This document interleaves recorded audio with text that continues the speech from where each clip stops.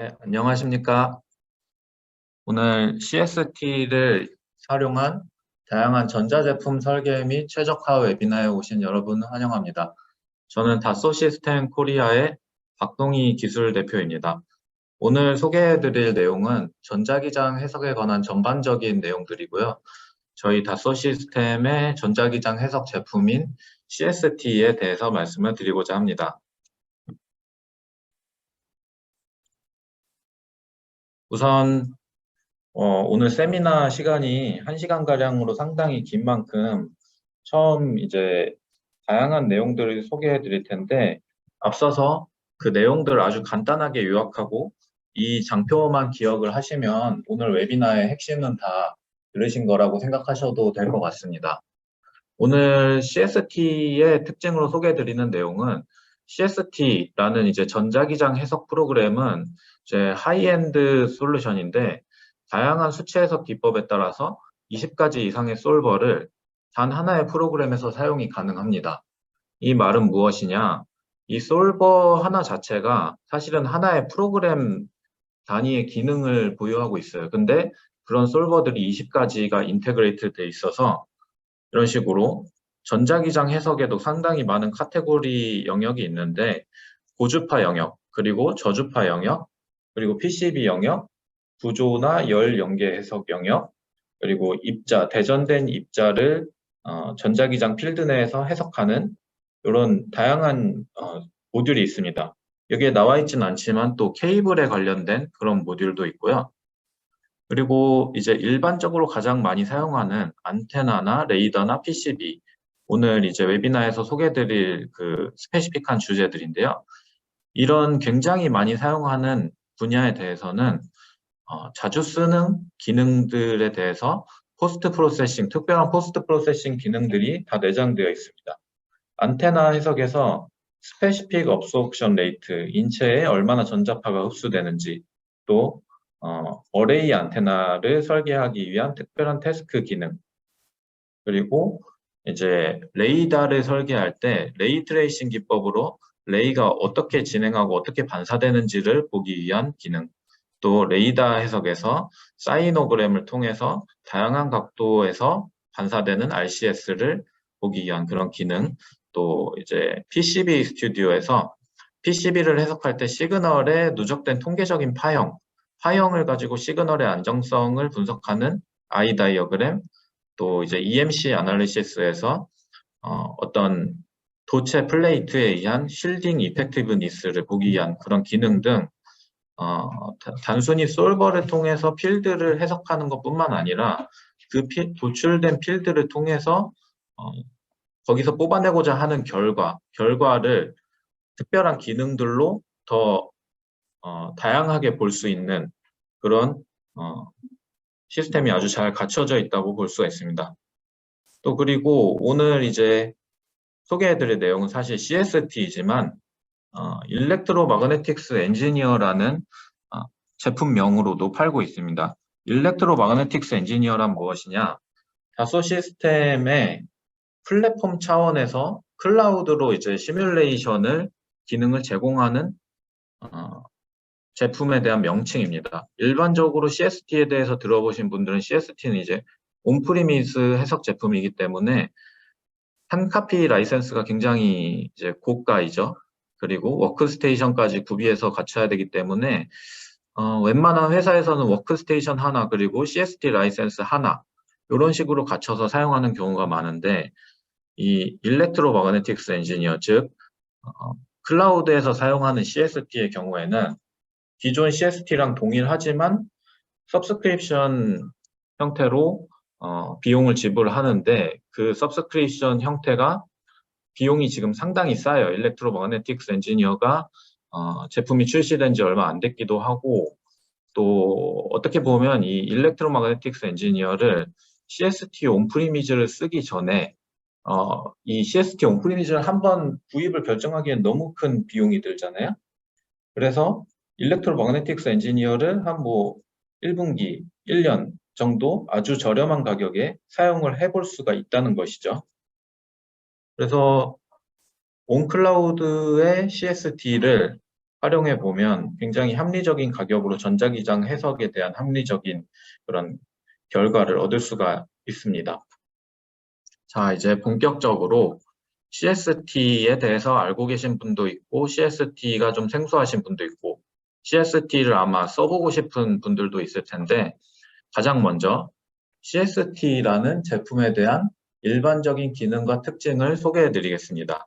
그 다음으로 이어서는 안테나라는 어플리케이션, 또 자동차의 레이더라는 어플리케이션, 그리고 전자제품의 PCB라는 세 개의 아주 메이저한 기능들에 대해서 자세하게 설명을 드릴 것이고요.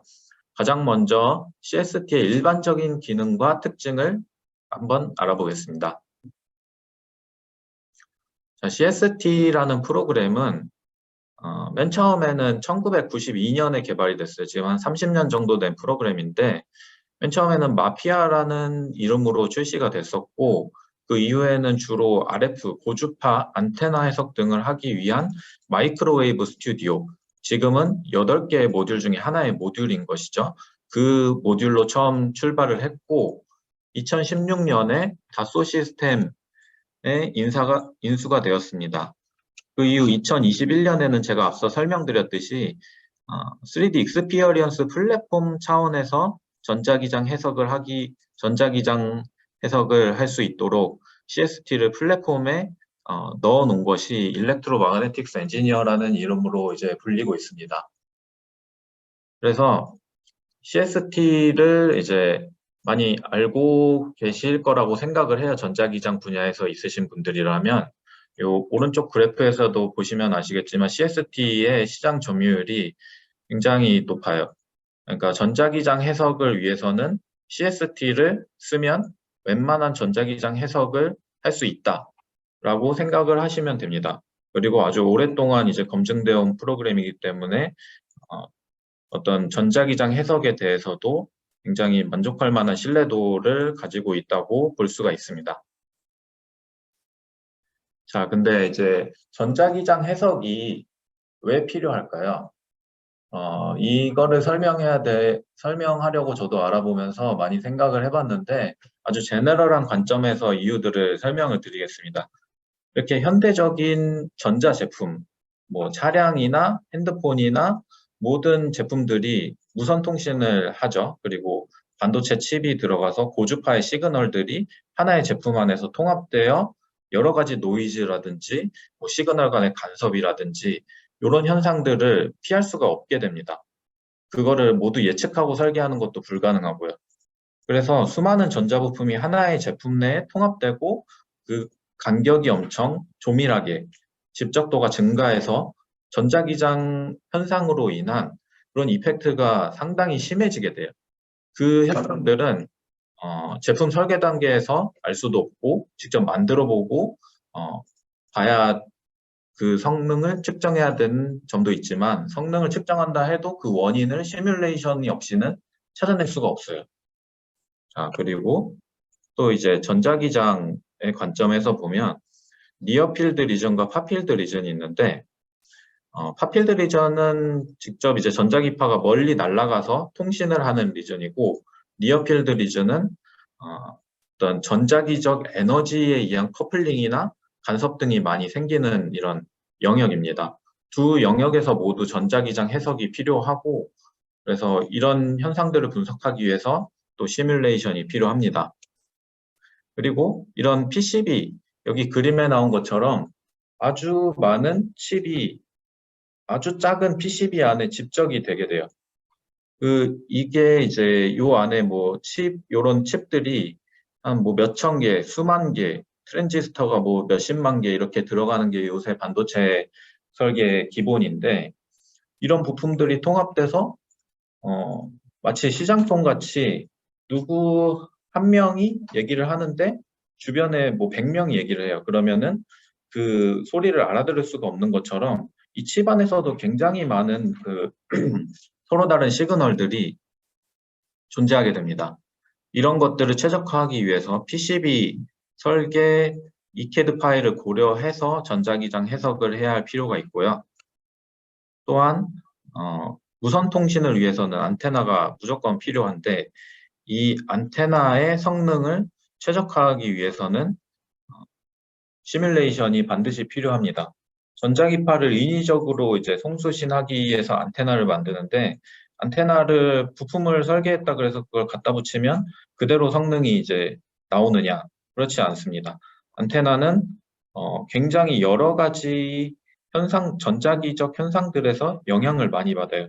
그렇기 때문에 통합된 제품 내에서 안테나의 지향성이나 임피던스나 반사계수, 또 공진 주파수, 아주 기본적인 것들이죠. 이런 성능을 해석하는 것이 아주 필수적입니다.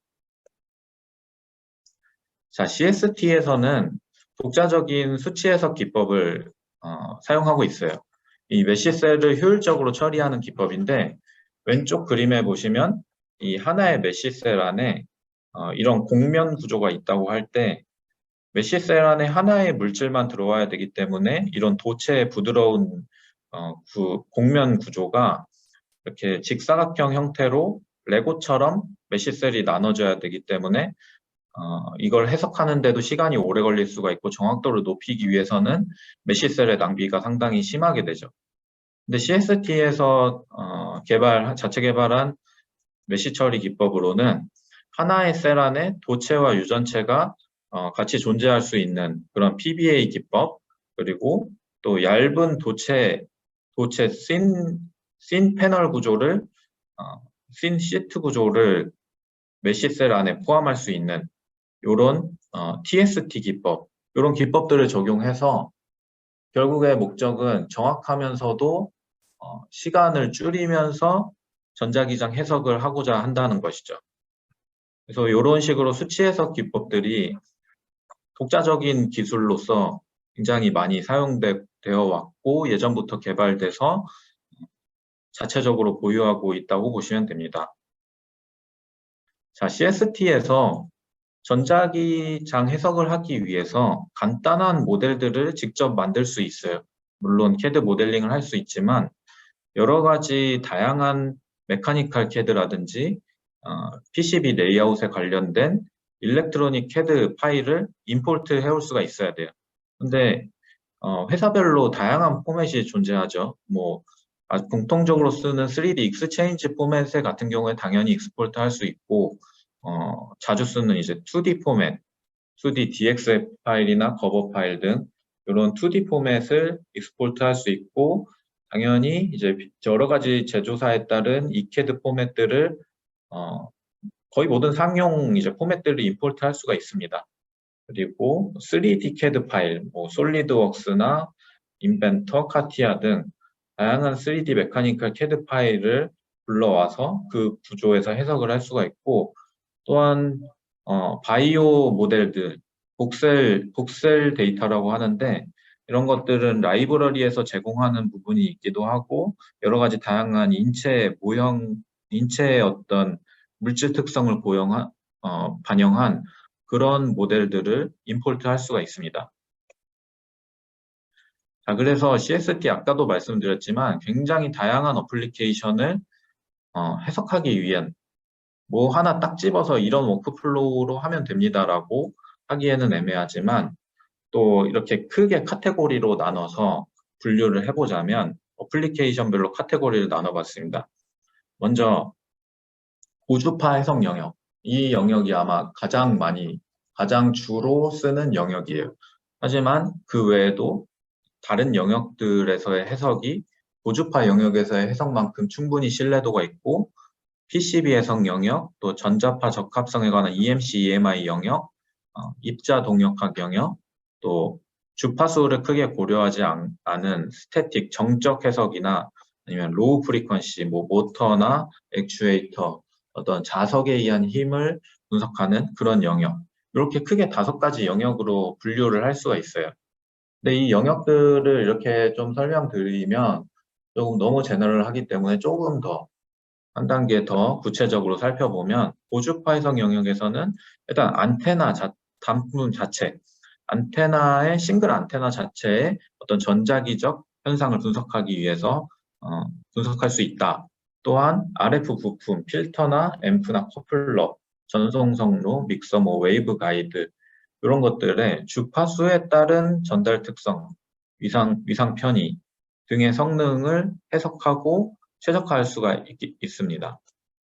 또한 레이더는 어떤 전자기파를 쏘아서 타겟의 위치나 속도 등을 탐지하는 것이죠. 레이더는 보통 높은 주파수 대역을 사용하기 때문에 밀리미터 웨이브 대역에서 해석하기 위한 따로 레이더 해석을 위한 솔버가 있고요.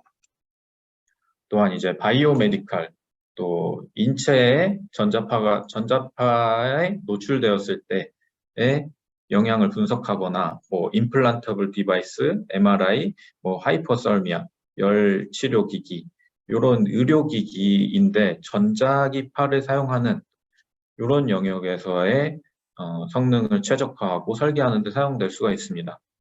또한 광학 분야, 자외선이나 적외선, 엄청나게 높은 주파수, 가시광선 등 파장이 엄청나게 짧죠. 이런 광학 장치에서의 옵틱스 영역에서의 성능을 분석하는 데 사용될 수 있고, 또 피리오딕 스트럭처는 굉장히 이제 작은 단위의 물질이 인피니트하게 모여 있어서 싱글 컴포넌트일 때 특성과 굉장히 다른 특성을 가지는데, 뭐 이런 배열 안테나나 메타 물질 등 이런 것들을 해석하기 위한 특별한 솔버와 기능들이 CST에서 제공을 하고 있습니다.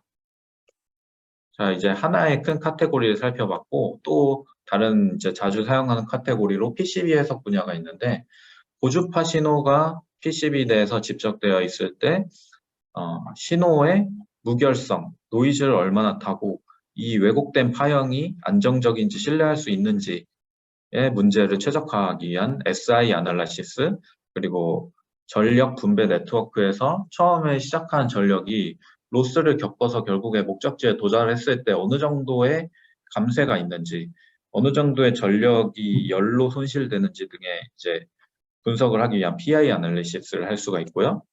또 SI와 PI의 포시뮬레이션, 동시에 SI 해석과 PI 해석을 할 수가 있고, 또 이제 이런 회로 차원의 어떤 PCB에 존재하는 회로를 스키매틱 차원에서 등가 회로 모델로 추출할 수가 있고요. 뭐 브로드밴드, 내로우밴드 차원에서 더 정확하게 보기 위해선 내로우밴드 모델 익스트랙션을 해야 되겠죠.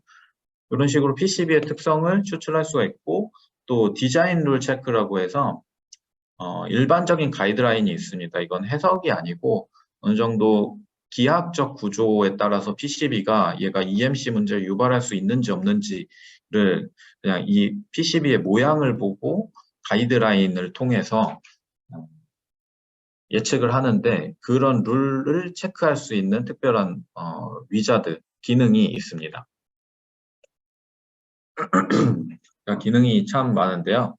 또 이제 정적 및 저주파 해석 영역에서 보자면 어떤 자석과 관련되어서 주파수가 크게 높진 않지만 기계적인 부품과 전자기적 현상이 결합되는 그런 영역, 일렉트로 메카니컬 디바이스라고 하는데, 뭐 제너레이터나 모터 이런 것들이 포함됩니다. 이런 것들의 전자기 특성을 최적화하는 데 사용이 되고, 또 굉장히 높은 에너지를 사용하는 하이 볼티지, 하이 커런트 어플리케이션, 뭐 부싱이나 버스바, 뭐 하이 볼티지 트랜스포머 등의 전자기적 특성을 분석할 수가 있고요. 또 영구 자석이 포함된 어떤 모델, 그런 모델에서의 자기장 특성을 분석할 수가 있고, 또 이런 캐패시턴스나 인덕턴스를 감지해서 센싱하는 그런 제품들의 해석을 할 수가 있고, 또 전력 전자기기, 변압기나 코일 등의 전자기장 특성을 해석할 수가 있습니다. 그리고 또 EMC, EMI 문제를 분석할 수가 있고, RE라고 하죠. 보통 이제 의도치 않은 방사에 대한 문제, 또 conducted emission, 저주파에서 전류가 많이 흐를 때 서로 다른 이제 선로 간의 어떤 간섭, 이런 것들, 그리고 radiative susceptibility, 어떤 전자제품이 전자파의 영향을 받았을 때의 노이즈를 얼마나 타는지, 또 conductive susceptibility, 어떤 정전기가 일어난다든가 벌크 커런트 인젝션 등 갑자기 순간적으로 큰 뭐 전류가 들어온다든가 전압이 걸린다든가 했을 때의 PCB의 안전성, 이런 것들을 분석할 수가 있습니다. 그리고 입자동력학은 좀 생소할 수도 있는 분야인데 어떤 가속기에서의 배전된 입자가 필드 내에서 어떤 식으로 분포하고 위치를 갖고 움직이는지를 해석할 수가 있고 진공 상태에서의 장치들, 마이크로웨이브 튜브나 클라이스트론, TWT 등의 성능을 분석할 수가 있고 우주 에어로스페이스 어플리케이션 여기서는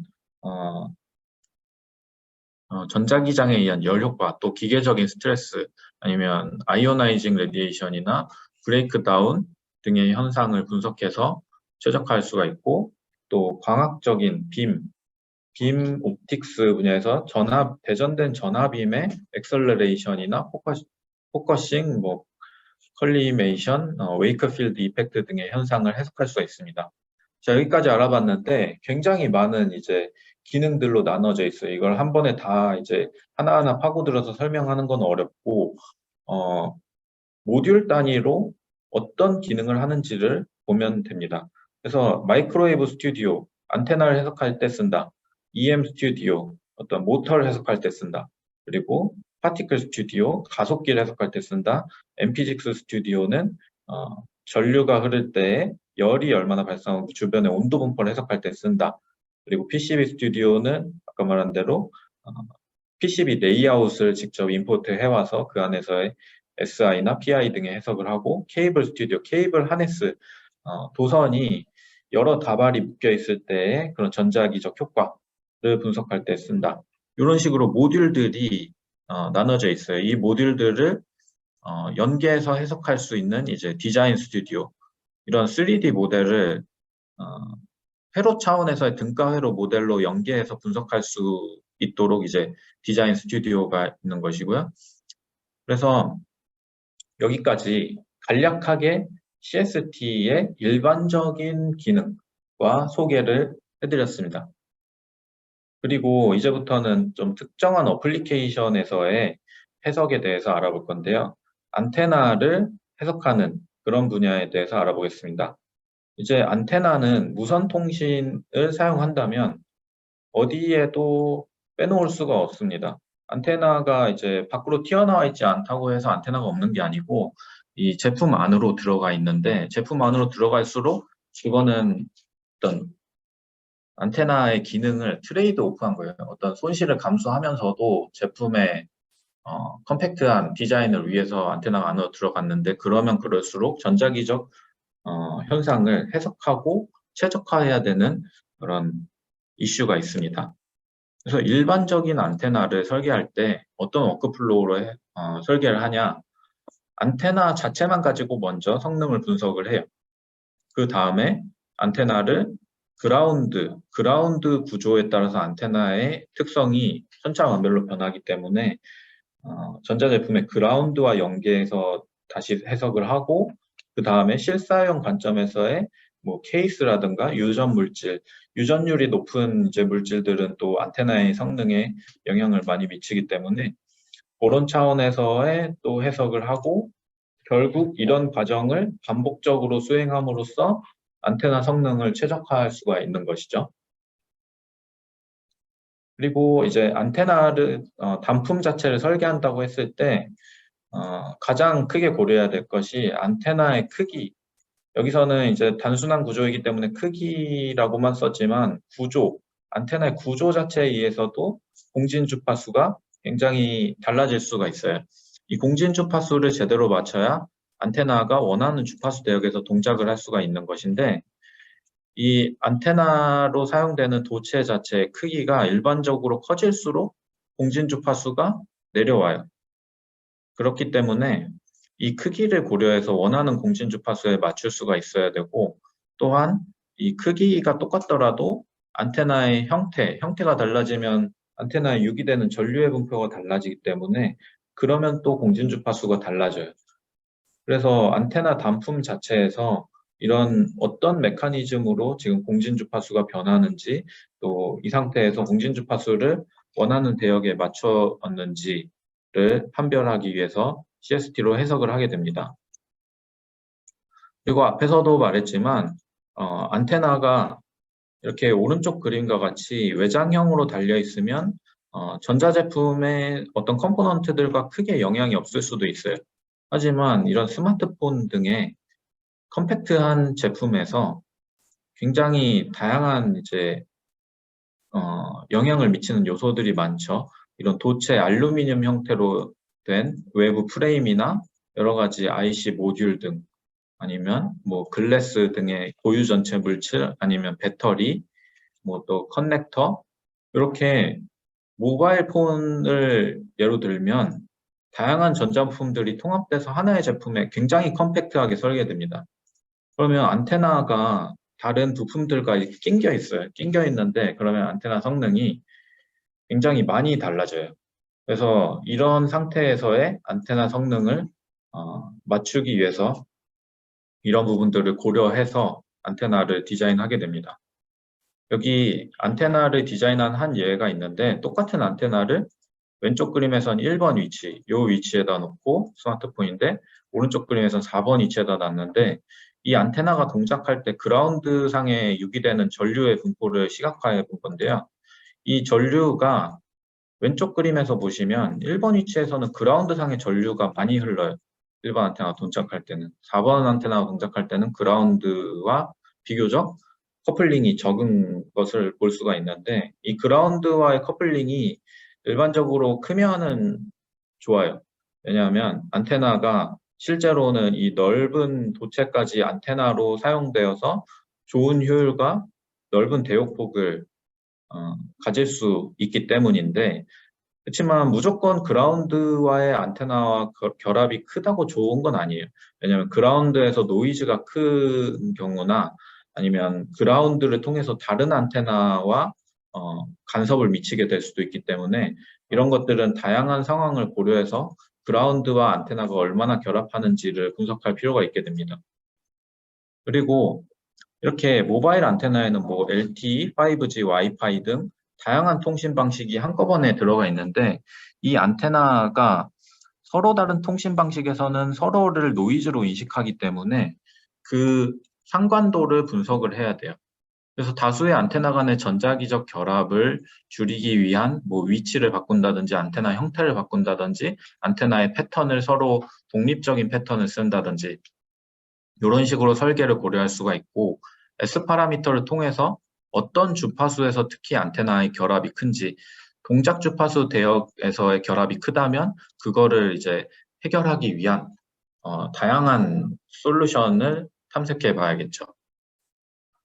그리고 안테나 간에서 에너지뿐만 아니라 방사 패턴의 상관도를 분석해서 이런 식으로 여기에는 안테나가 2개가 달려 있는데 위에 안테나랑 아래에 달린 안테나랑 이 패턴의 상관도가 낮을수록 좋습니다. 왜냐하면 공간적으로 이 두 안테나가 서로 다른 공간 영역을 커버해야 되는데 이런 공간적으로 서로 다른 영역을 커버하는지를 보기 위해서는 코릴레이션 코이피션트, 엔빌로프 코릴레이션 코이피션트를 추출해서 그 상관도가 낮고 다이버시티 게인이 어떤 동작하고자 하는 주파수가 1기가라면 1기가에서 다이버시티 게인이 높은 그런 특성들을 분석해서 공간상으로 이 독립적인 안테나가 얼마나 서로에게 영향을 주는지를 분석할 수가 있습니다. 또한 이렇게 스미스 차트를 통해서 입력 임피던스를 해석을 하게 되는데요. 이 스미스 차트의 중간 포인트, 이 원점 포인트로 임피던스를 맞춰야지 급전 신호에서 출발한 에너지가 안테나로 들어가게 됩니다. 그래서 이런 이제 입력 임피던스의 매칭은 회로 차원에서 하는 경우가 많은데 3D 모델에서 그런 이제 회로까지 반영해서 하기에는 너무 이제 로드가 크기 때문에 이 안테나의 3D 해석 모델을 가져와서 입력단을 회로 차원에서 분석해서 입력 임피던스 매칭하는 그런 서킷을 만들 수가 있다. 그 결과 이 밑에 그림에서 보시면 이 안테나 파트로 이런 식으로 빨간색 부분이 오른쪽 그림에서는 더 이제 빨간색 부분이 많아졌죠. 더 많은 에너지가 안테나로 들어가고 있다라는 것을 볼 수가 있습니다.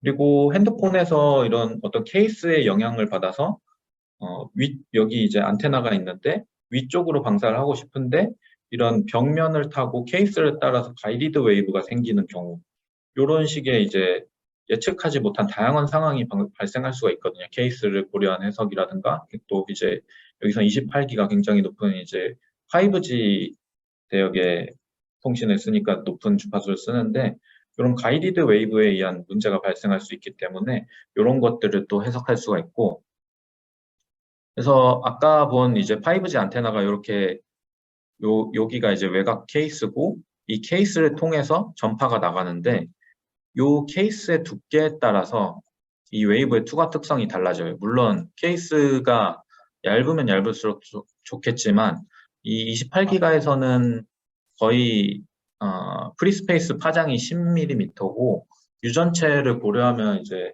유전율이 높으면 파장이 더 짧아진 효과가 있기 때문에 거의 뭐 여기에 길이가 1, 2mm만 달라져도 트랜스미션 특성이 달라져요. 우리는 트랜스미션이 1로 많이 이제 여기를 빠져나가길 바라지만 이 유전체 두께에 따라서 유전체 두께가 길어지면 길어질수록 어테뉴에이션이 많아지는 게 아니에요.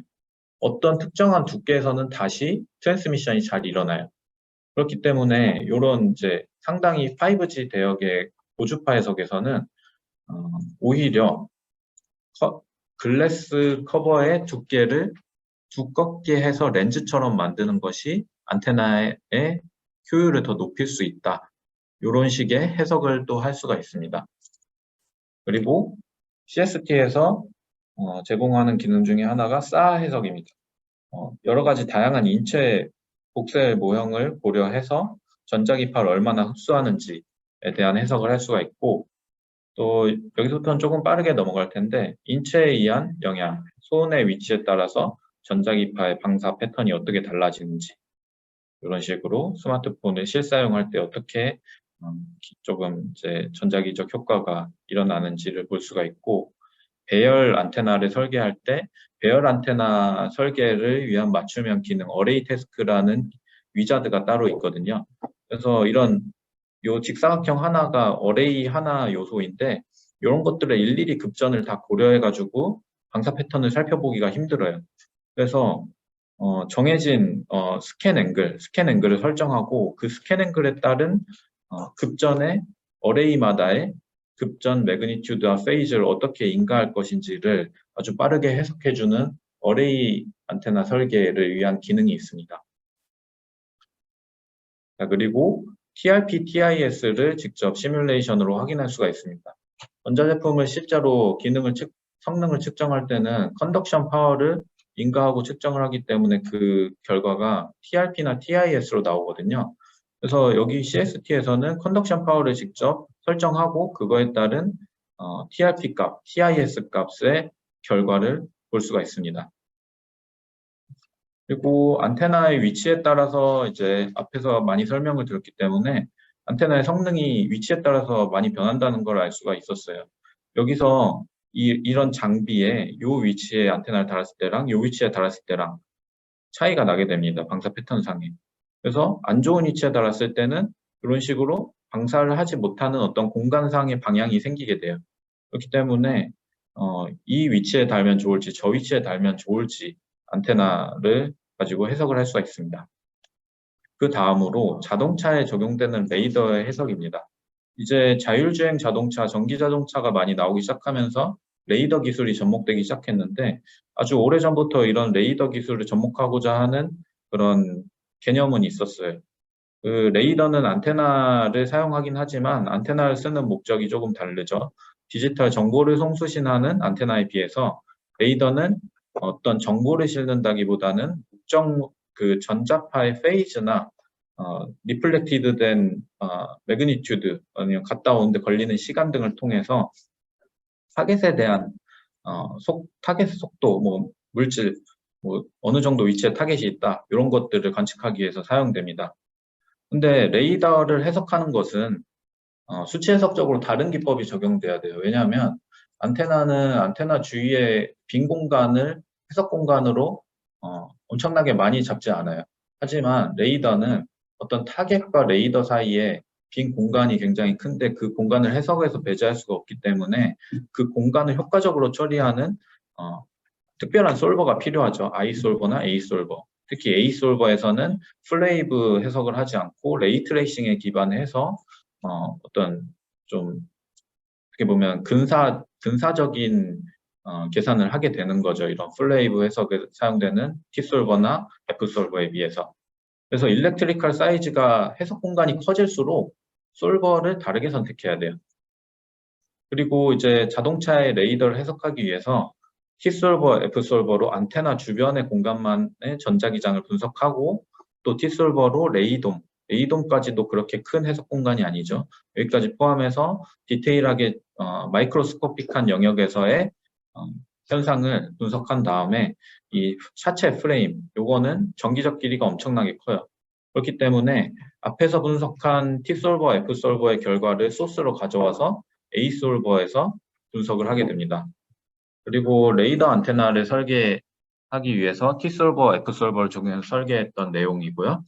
그래서 TX 레이더와 RX 레이더가 있는 상황에서 프락시미티, 둘이 얼마나 가까우냐, 가까우면 서로 간에 영향을 줄 수가 있기 때문에 그러한 영향 옵티마이제이션 해가지고 S 매트릭스나 방사 패턴을 최적화한 다음에 요거를 이제 레이더용 안테나로 쓰게 되겠죠.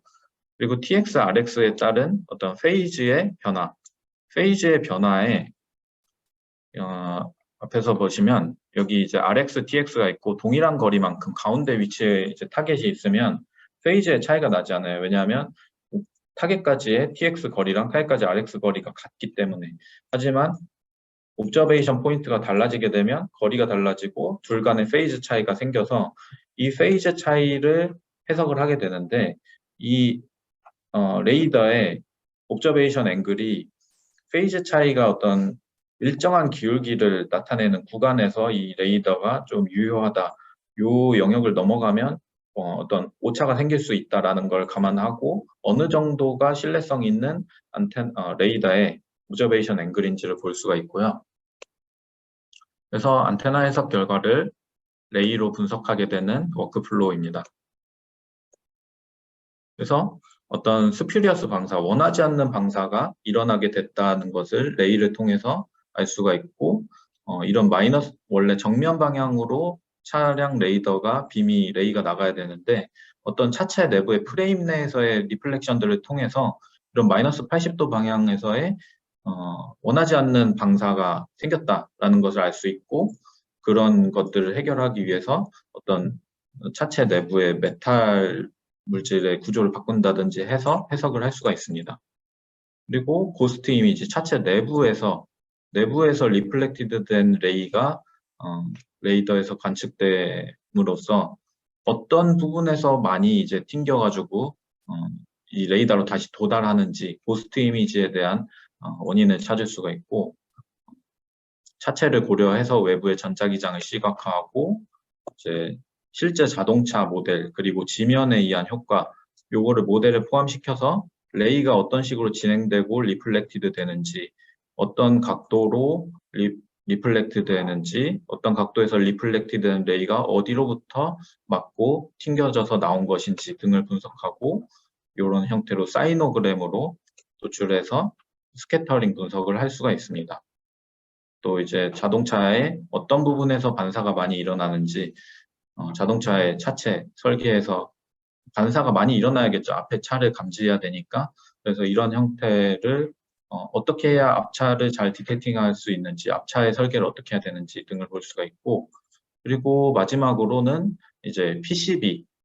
PCB는 이제 굉장히 많이 쓰죠. 어떤 전자제품에 다 들어가기 때문에 PCB를 해석하는 그런 어플리케이션에 대해서 설명을 드리겠습니다.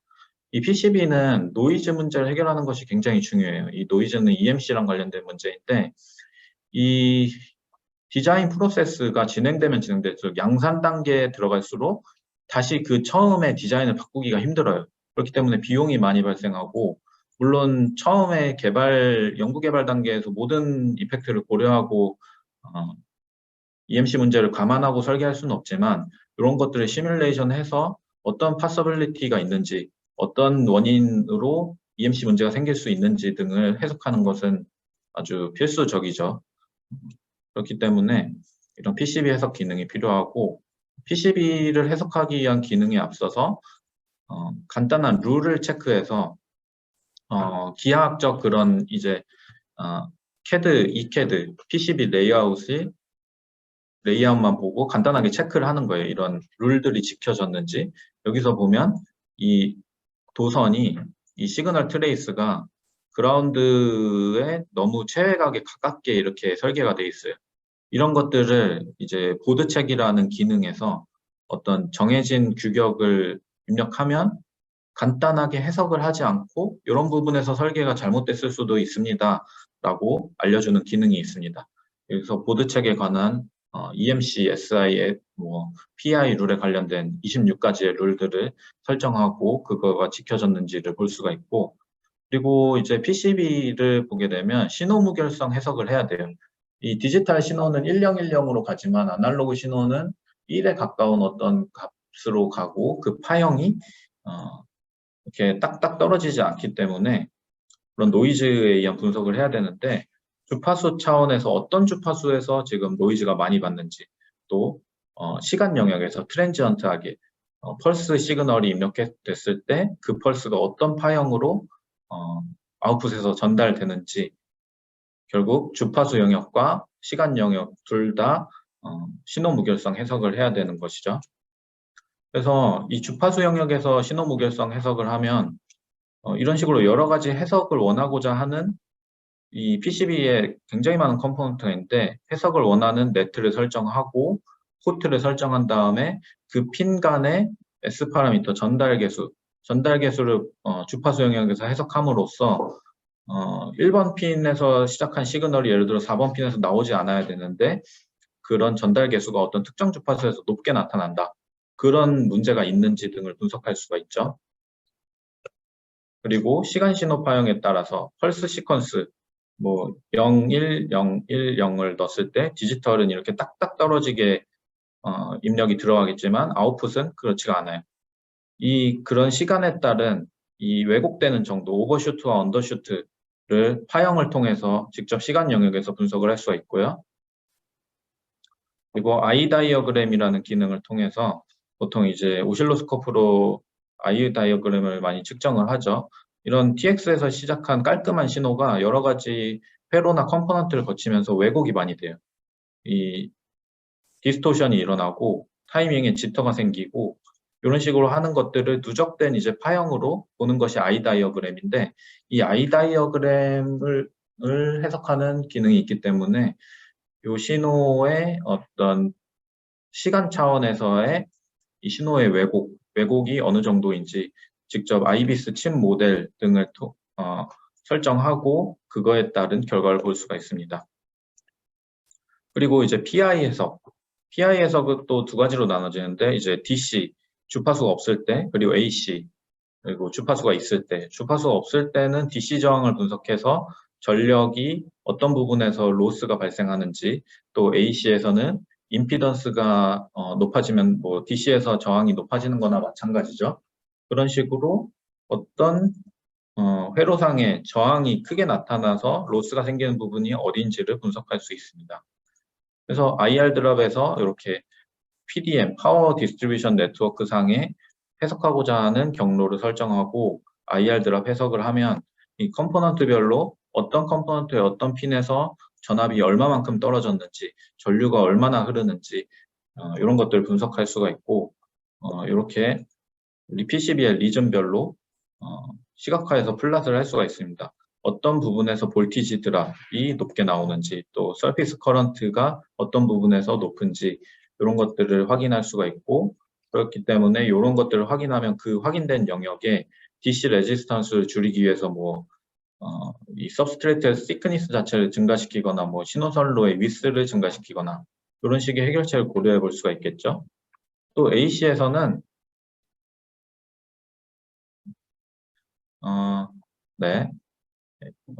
AC에서는 이렇게 주파수별로 임피던스를 보게 됩니다. 근데 이렇게 칩의 어떤 컴포넌트의 특정 핀에서 시작해서 특정 핀으로 들어갈 때 베어보드 상태에서 볼 수도 있고 파퓰레이티드 보드, 그러니까 칩 소자들이 마운티드 된 상태에서 비교해서 볼 수도 있고. 근데 여기서 보면은 요 이제 빨간 영역에 특정 주파수 30MHz 근처에서 마운티드 된 보드에서는 어떤 공진 현상이 일어나고 있는 것을 알 수가 있습니다. 이거는 이제 임피던스가 급격하게 변하는 원치 않는 효과이기 때문에 이 현상을 해결을 해야겠죠. 그래서 해결하려고 보니까 요 이제 임피던스 PCB의 임피던스 플랫을 봤을 때 요 영역이 굉장히 빨개요. 여기가 임피던스가 높다는 거죠. 그래서 그래프에서도 봤지만 공간적으로 어떤 부분에서 이제 임피던스가 높은지를 보고 보통은 이제 디커플링 캐패시터를 달죠. 이런 영역에다가 그런 문제를 해결하기 위해서. 그래서 여기 해석에서도 요 영역에 설정한 네트의 시그널 라인의 어딘가에 디커플링 캐패시턴스를 통해서 이쪽 부분의 임피던스를 디커플링 캐패시턴스의 값을 옵티마이즈 했더니 임피던스가 낮아졌다. 그래서 PI 문제가 해결됐다라는 식의 분석을 볼 수가 있죠. 또한 이제 PCB 레이아웃 차원에서 분석한 모델을 3D 모델로 가져가서 이제 풀웨이브 차원에서 EMC 해석을 할 수가 있어요. 이 PCB 레이아웃에서 특정한 이제 EMC 분석을 하고 싶은 영역만, 왜냐하면 PC가 너무 복잡하기 때문에 컴포넌트가 너무 많고 이 특정 부분을 추출해서 뭐 비아나 네트나 레이어 등의 이런 패드 등의 컴포넌트를 갖고 와서 이 부분만 갖고 와서 간단한 모델로 EMC 분석을 할 수가 있게 됩니다. 그래서 여기서 보면 4개의 포트가 있는데 1번에서 2번으로 신호가 가고 있어요. 1번 포트에서 2번 포트로. 근데 3번, 4번 포트에 노이즈가 생길 수도 있죠. 1번에서 신호가 가다가 여기서 커플링 돼서 4번으로 간다. 그런 등의 현상을 이제 플레이브로 분석할 수 있는데 플레이브에서도 이제 타임 도메인에서도 볼 수가 있고 주파수 영역, 어떤 주파수에서 그 커플링이 잘 일어나는지 이런 식으로 EMC 해석을 할 수가 있고요. 또한 이 PCB 모델의 외곽으로 어떤 부분에서 전자파의 세기, 그 E필드의 세기나 뭐 H필드의 세기가 큰지 이런 것들을 확인할 수가 있습니다. 그리고 이제 케이블 차원, 트랜스미션 라인 차원에서 분석을 할 수도 있는데 이 트랜스미션 라인의 외곽으로 제품 외부의 공간으로 파필드죠. 3m 정도면 주파수 대역에 따라서 어느 정도 주파수에서 이제 EMI 문제가 발생하는지를 볼 수가 있고 그걸 이제 아이비스 모델과 연계해서 직접 이제 트랜지언트한 시그널을 인가했을 때, 펄스 신호를 인가했을 때 아웃풋이 이 1번 포트에서 2번 포트로 나올 때 어느 정도 시간 딜레이를 겪고 페이즈 차이가 있고 디스토션이 있는지를 볼 수가 있습니다. 그리고 이제 마지막인 것 같은데 이 실딩 이펙티브니스, 그 어떤 전자제품의 실딩 캔이나 실딩 구조를 달죠. 왜냐하면 이제 전자파를 차폐하기 위해서. 근데 차폐가 잘 됐는지 안 됐는지를 확인해야 되잖아요. 근데 이렇게 플레이트가 간단하게 모두 꽉 막힌 플레이트가 있으면 당연히 차폐가 잘 되는 결과를 볼 수가 있는데 PEC 플레이트의 어떤 벤틸레이션, 어떤 환기나 이런 것들을 통해서 전자파가 새어나와요. 근데 이거를 그냥 직관적으로는 알 수가 없어요. 이 어떤 슬랏 구조가 여기에는 존재하는데 여기 뭐 이거를 구체적으로 다 넣지는 않았지만 슬랏 구조가 존재하면 그 슬롯의 랭스에 따라서 공진이 생기기 때문에 특정 주파수에서는 이 차폐가 거의 안 되다시피 하거든요. 그런 등의 실딩이 얼마나 이펙티브한지 등의 분석을 할 수가 있습니다. 그래서 좀 길었지만 오늘 이제 좀 많은 내용을 설명하려다 보니까 되게 시간이 길어졌는데 다시 한번 요약을 해드리자면 다양한 수치 해석 기법에 따라서 고주파, 저주파, PCB, 구조랑 연령계에서 입자 해석, 케이블 해석 등 굉장히 다양한 기능 해석, 전자기장 해석을 할 수가 있고요. 그리고 그 각각의 다양한 이제 해석에 대해서 여러 가지 포스트 프로세싱 기능과 위자드 등이 있어요. 이런 특별한 레이를 본다든지 어레이 안테나를 설계한다든지 아이 다이어그램을 본다든지를 위한 포스트 프로세싱 차원에서 여러 가지 기능들이 많이 있고요. 그리고 마지막으로 온클라우드 CST는 서브스크립션 기반으로 온프리미즈 CST보다 훨씬 저렴해요. 그렇기 때문에 단기간만 사용해 본다고 하시거나 뭐 플랫폼을 이미 사용하고 있는데 플랫폼과 연계해서 뭐 플랫폼에 모델링한 걸 올렸는데 그걸 바로 전자기장 해석을 하고 싶다. 그러면 온클라우드 버전의 CST, 즉 일렉트로마그네틱스 엔지니어라는 제품명인데 그런 제품을 통해서 전자기장 해석을 하면은 좋지 않을까 생각하고 있습니다.